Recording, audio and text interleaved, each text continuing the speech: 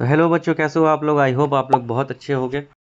अगर आपने पिछला वीडियो नहीं देखा है तो प्लीज़ पिछला वीडियो देख लीजिए, जिसमें हमने फ्रेडरिक सॉरियो की पेंटिंग के बारे में डिस्कशन किया है। मोनार्की और डेमोक्रेसी के बारे में भी थोड़ा सा डिस्कशन उसमें हुआ है।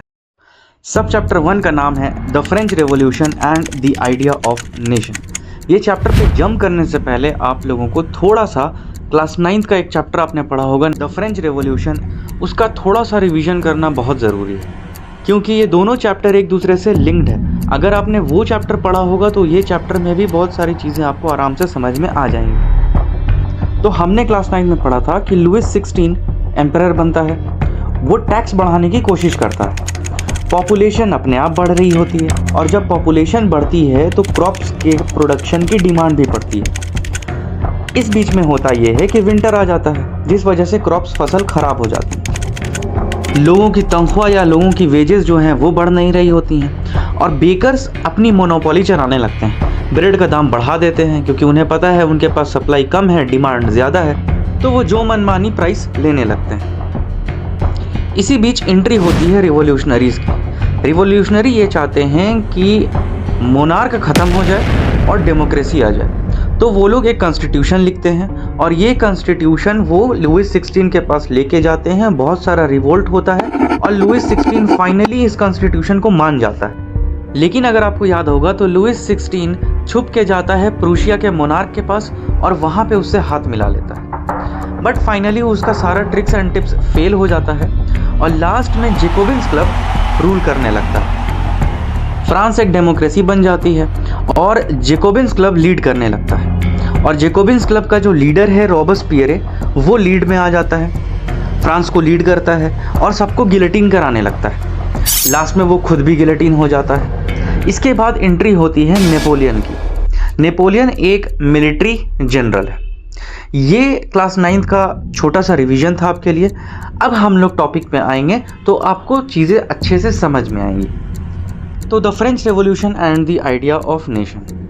पहला पॉइंट क्या है? The first clear expression of nationalism came in 1789। सबसे पहला एक्सप्रेशन 1789 पे आया, जब लुइस 16 के अगेंस्ट रेवोल्यूशनरीज खड़े हुए। Second point, the revolution came with the idea that it was the people who would make the nation. उनका यही आइडिया था, मेन आइडिया, कि लोग नेशन बनाते हैं, लोग सरकार बनाएंगे, लोग चलाएंगे नेशन को, ना कि कोई एक आदमी जिसके हाथ में पावर है वो चलाएगा।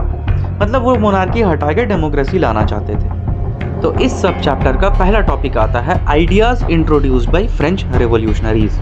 अब फ्रेंच रेवोल्यूशनरी पहला जो आइडिया लेके आए थे वो लाए थे ला पाट्रे का, मतलब कि फादरलैंड का।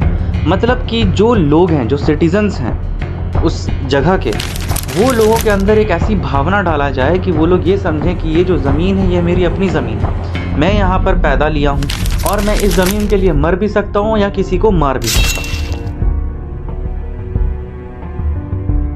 सेकेंड पॉइंट जो था वो था ला सिटोयन, यानी द सिटीजन्स।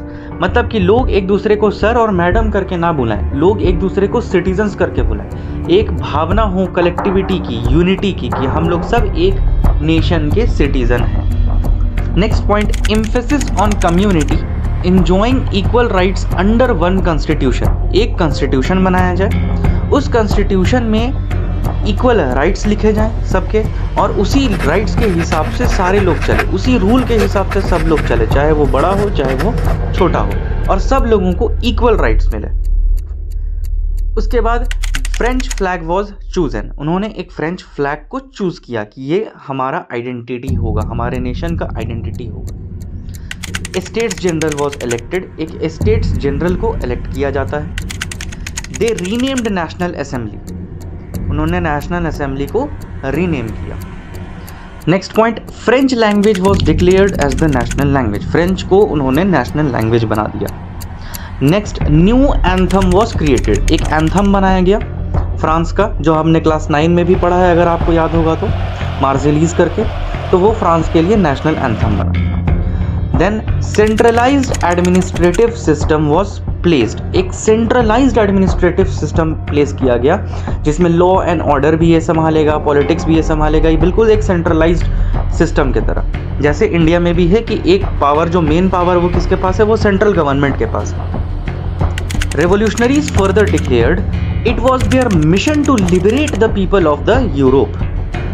अब यहाँ पर एक वर्ड आता है लिबरेट करना। लिबरेट करने का मतलब ये होता है कि कोई इंसान अंधकार में है, बहुत दब के जी रहा है, उसको आपने उठा दिया, तो वो हो गया लिबरेट करना, उसे आपने लिबरेट किया। तो रिवॉल्यूशनरीज ने ये बोला कि अब ये हमारा मिशन है कि हम सारे यूरोप के लोगों को, सिर्फ फ्रांस के लोगों को नहीं, सारे यूरोप के लोगों को लिबरेट करेंगे, मतलब मोनार्की को हटाएंगे और हर यूरोप के कंट्री में हम लोग नेशनलिज्म लेकर आएंगे और कॉन्स्टिट्यूशन लेकर आएंगे। News of this event spread through out the Europe. तो ये जो इवेंट हुआ था जिसमें लुइस 16 को हटा दिया जाता है और जैकोबिन्स क्लब लीड करने लगता है, रॉबेस्पियर आ जाता है, ये पूरे, इसका जो न्यूज़ था ये पूरे यूरोप में फैल गया। तो अब जो लोग थे यूरोप के, वो ये सोचने लगे कि हमें भी मोनार्क हटाना चाहिए और हटाकर डेमोक्रेसी लेकर आना चाहिए। Last but not the least, students and educated middle class started forming Jacobins club, और उन लोगों ने धीरे धीरे जैकोबिन्स क्लब फॉर्म करना अपने अपने कंट्री में भी शुरू कर दिया। तो ये था आज का topic, ideas introduced by French revolutionaries. अगर आपको ये शॉर्ट वीडियोस का फॉर्मेट अच्छा लग रहा है, जिसमें हम लोग सारे टॉपिक्स को शॉर्ट वीडियो बना के आपके सामने प्रेजेंट कर रहे हैं, जिसे आप कभी भी खाते पीते टहलते घूमते कभी भी आप देख सकते हो, तो प्लीज़ इन वीडियोस को ज़रूर अपना सपोर्ट दिखाएं, लाइक करें, हमारे चैनल को प्लीज़ प्लीज़ प्लीज़ सब्सक्राइब ज़रूर करें, ताकि हम और ज़्यादा वीडियोज़ आपके सामने ला के रख सकें। नेक्स्ट मिलते हैं अगले वीडियो में और अगले टॉपिक के साथ, जो कि होगा नेपोलियन कोड। तो please stay tuned. Tata, bye bye.